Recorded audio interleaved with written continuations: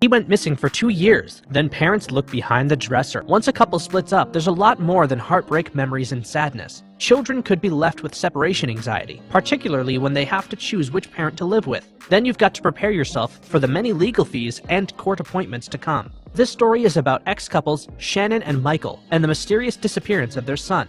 Shannon Wilfong and Michael Chekevdia didn't have the best relationship, but they continued to stay with each other. But in 2002, things got a lot more complicated when Shannon gave birth to their son Ricky. The couple tried making it work, but they continued to fight, so eventually they broke up but shared custody of their son. They wanted to stay civil and co-parent their child. They devised a good co-parenting management system so that their separation wouldn't hurt little Ricky. But their broken relationship left them distrusting one another and completely heartbroken. Sadly, their amicable split turned sour really fast, particularly when Michael was deployed overseas. Since 1982, Michael was part of the National Guard and was stationed in West Frankfort, which was close to Royalton, Illinois, his hometown. Michael knew that military fathers can still be great parents even if they're miles away from home. He often reached out and tried to stay in touch with Ricky every chance he got. His deployment made Ricky feel uneasy. He missed his father greatly, but Michael was deployed, not absent. Fortunately, Michael's tour of duty was coming to an end. He was counting every minute of the day, and he wanted to fly home and give his boy the biggest hug in the world. But sadly, him coming back didn't make things any easier. Ricky was a victim of poor parenting and bad conflict management skills from his parents. When a couple divorces, the first thing on their to-do list should be to seek out counseling.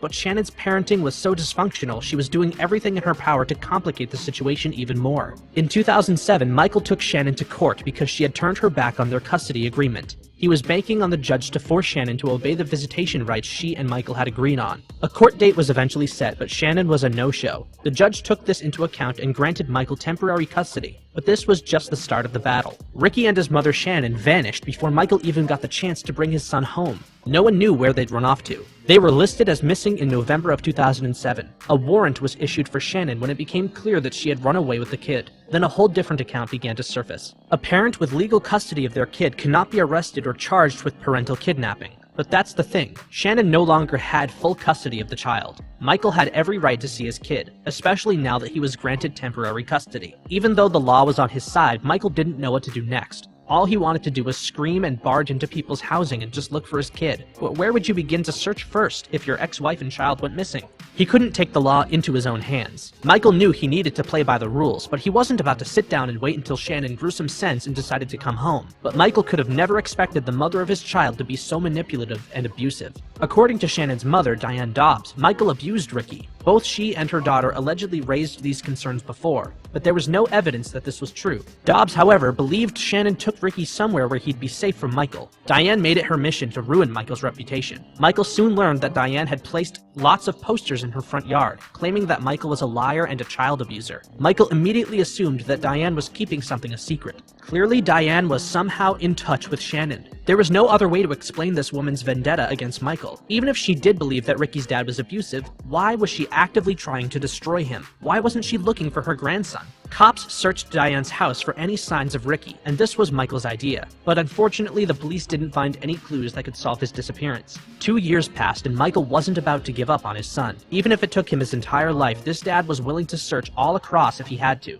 After they searched the house, the cops had to refocus the investigation until they received an unexpected call. A tip led police to look at Diane's home again. They investigated the 2-story home, but explored every corner and made sure not to miss anything. Then, the cops noticed a wooden dresser that had been pushed up against a wall. The officers moved it to the side so that they could get a closer look at what was behind it. Suddenly, everything made sense. There were many secrets inside of Diane's home, but this one really took the investigators by surprise. The cops found a hole that led to a small 12 feet long, 5 feet wide, and 4 foot tall dark room behind the dresser. Inside it, they found Shannon hiding there with Ricky. Cops deduced that Diane had hidden her daughter and grandson away for almost 2 years. As they took the boy away, the cops were hit with a sad truth. All those years Michael spent searching for his boy finally paid off.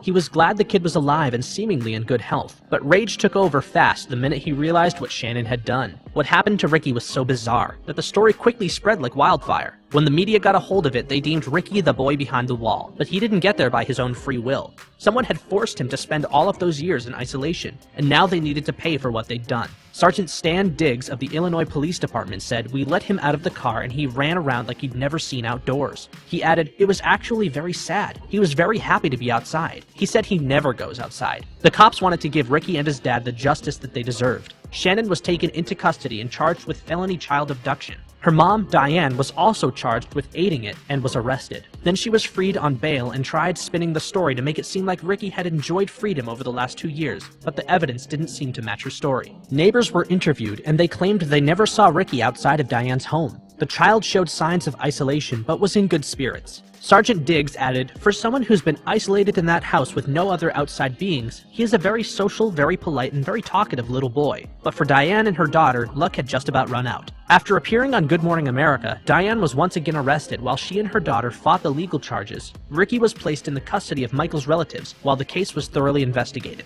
In 2011, Shannon pled guilty and was fined $1,500. She was also on probation for 2 years, but Michael was finally cleared. Michael got permanent custody of his son after the case was closed. He retired from the National Guard a year later. As a single dad, he managed to give Ricky a life and a stable home, which he had been denied for several years. The prosecutor and judge who agreed to such a laughable plea bargain may want to do a little digging and read some of the science behind parental alienation and parental abduction. A narcissistic parent can kidnap a child, and it's no big deal according to the law. They're not technically condoning it, but if you do take your child and run off, you'll only get fined. What Shannon Wilfong did was child abuse, and a soft sentence like the one she got sends a truly disturbing message.